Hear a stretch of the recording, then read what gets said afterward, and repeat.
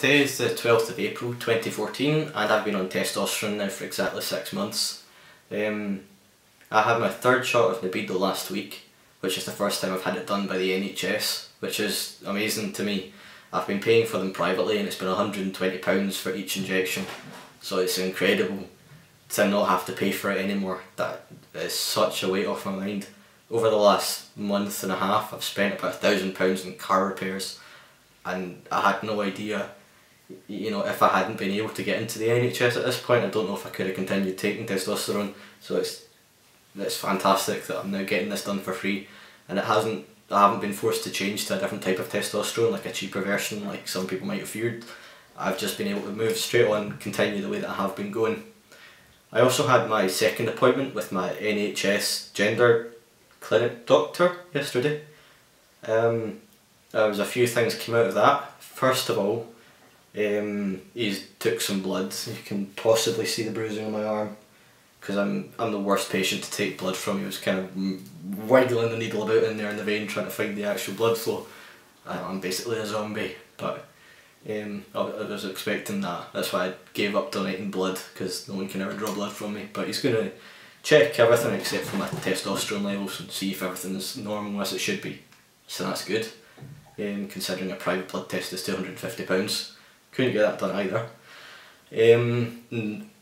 The other very positive thing that came out of that appointment is that I'm now approved for surgery, for top surgery. So that's kind of the second most major thing that I've been really hoping to get done in the NHS.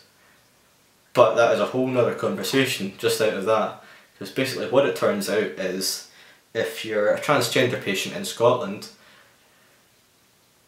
we seem to have a contract with one surgeon, a Miss Janet Walls, who works in Manchester, and all of our transgender patients go to her, and if you don't like it, you go private basically. I had been hoping to get my surgery done by Andrew Yelland because I've seen all of his results. You know, if a surgeon is good enough that he's got lots of hits online, loads of folk posting their pictures of good results, then obviously they're going to keep being popular and they're going to get even more popular. I have barely seen anything whatsoever for Janet Walls, which is why I'm really apprehensive and slightly pissed off that this is the way that it has to be done. But you know, if I can't afford testosterone, there's no way in hell I can afford £6,000 for chest surgery, and it's, you know, it's something I don't want to wait for. I don't want to be saving up. It would take me about 6 years to save that up, so there's no way I'm waiting 6 years for that. So I guess I'm just going to have to go with Miss Walls. But you know, I'll try and remedy the lack of information online by posting as much as I can when I get it done. So the expected wait for that, it depends whether she requires patients to be on testosterone for 6 months or 12 months. If it's 6 months, then I'm ready to go. If it's 12 months, then I'll need to wait till October. Either way, it doesn't really make that much of a deal to me, but once I am eligible, then my doctor said it would be a wait of about 2 or 3 months to get through her waiting list and do the consultations and all that, and so, you know, hopefully I can get it done this year. The other thing that I wanted to talk about, being that it's a 6-month mark now, is the changes that I've noticed since my last video, which was 2 months ago. The biggest one is like hair. Like below here, everything is sprouting. I'm not annoyed about that. I've always had really hairy legs, but now it's that way that I've been looking at it and kind of wondering, is it starting to get a bit thicker? I can't quite tell. But then I thought back and I thought, I've never noticed it like this before, so obviously something's happened. I just haven't taken any progress photos of that. But I'm quite pleased because it's quite a visual result, and I'm kind of hoping it'll creep up and then creep up, hopefully.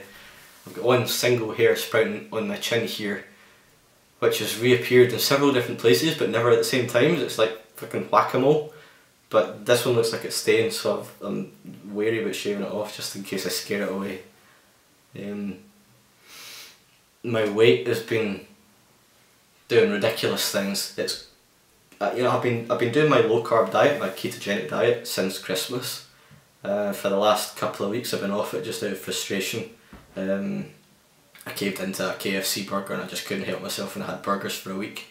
But even doing like strict low carb diet, my weight has been kind of hovering at about 10 stone 2 pounds, 10 stone 4 pounds, and gradually creeping up. And I can't tell whether it's water weight or muscles or just generally fat. But it means that I'm going to have to cut some of that fairly shortly if I'm thinking of applying to the police, because there's a BMI limit and I don't want to be starting to creep up and being getting into that flabby overweight range. So there's some work to do there.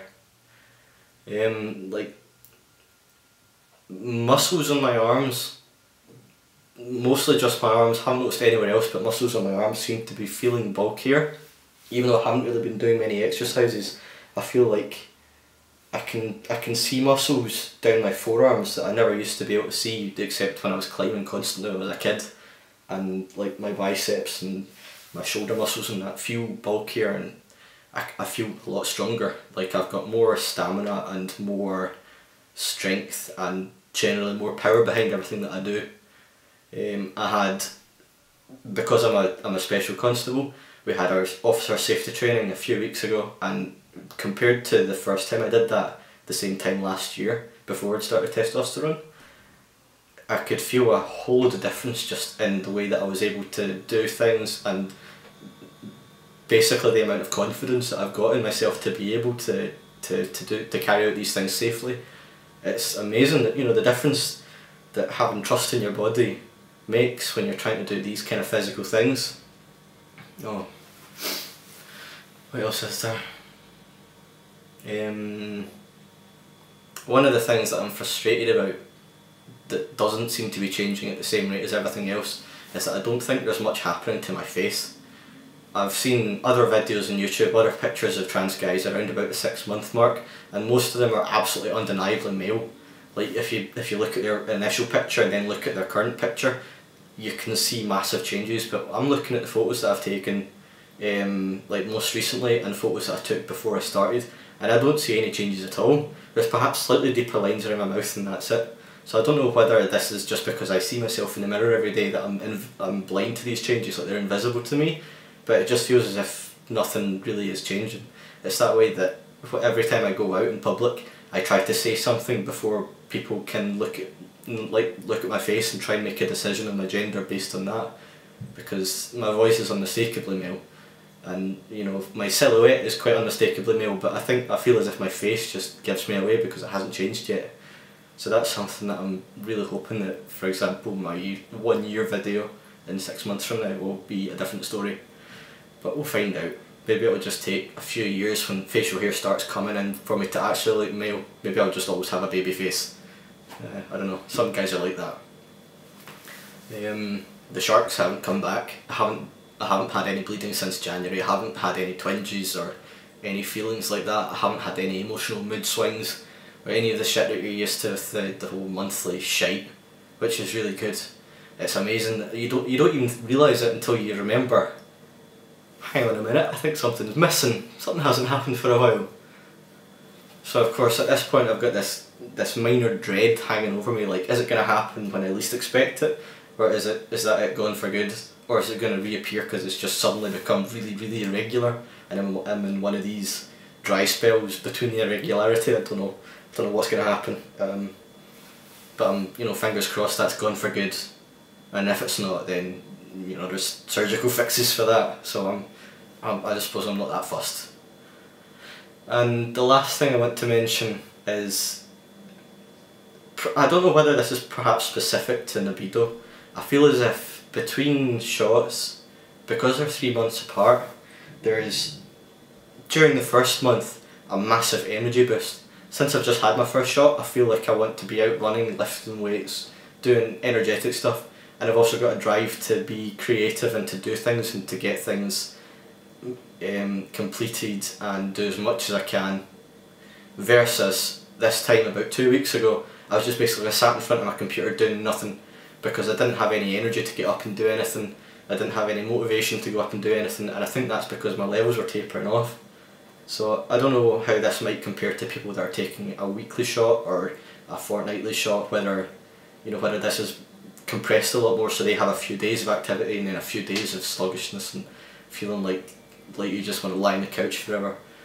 But I brought that up with my doctor yesterday, and one of the things he suggested was that it could be like low testosterone. It could be that I need to shorten the gap, but it also could be that since I have just started it quite recently, it takes time to build up to a kind of steady level. And the libido, by the way that it's designed, which is why I chose it, the way that it works is it's supposed to gradually bring you up to a kind of a steady level, and then just keep you there. So, you know, I told him I'm fine with that explanation. I'll kind of keep an eye on it. Then maybe in another 6 months' time, once I've been on it for a full year, I'll try and make observation of any patterns that I feel like are emerging. So I suppose that'll be one of the other things that I'll keep mentioning in my videos. It was one of those ways that since I mentioned I like to know other people's feedback before I do anything. I'm the kind of person that likes to read hundreds of Amazon reviews before buying anything. I feel like I should be putting this information out there for other people that might be considering libido, because there wasn't really much for me to go on when I decided to give it a shot. All the stuff I'd heard about it was mostly, you know, manufacturing spiel, promoting it, but it seems to be working fine for me so far, so we'll see how it goes, and I'll keep updating. But that's all I can think of at the moment in terms of changes and updates and things like that, so I suppose I'll post another video at some point when I think there's something relevant to say. Probably when I hear back about my surgery. Fucking can't wait.